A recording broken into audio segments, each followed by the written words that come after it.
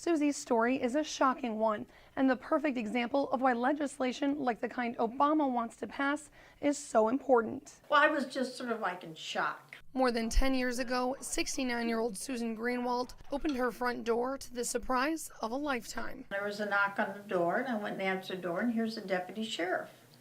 And can I help you, type thing. And he had an arrest warrant for me. The cops claimed Susie was involved in an accident in May of 2003 in Cherokee County, an accident that killed one and paralyzed another from the neck down. But Susie was never there. And whoever had caused the accident had my identification. They had my driver's license and name and everything else, and that the car was registered to me and the whole 9 yards. You hadn't lost your driver's license? No, I had not lost my driver's license. I don't know how they got it. I have no idea.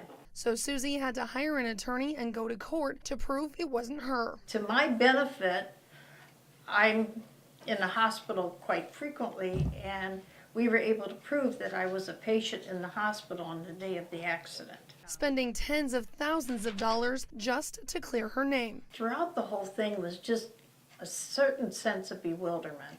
Like, how can this possibly happen?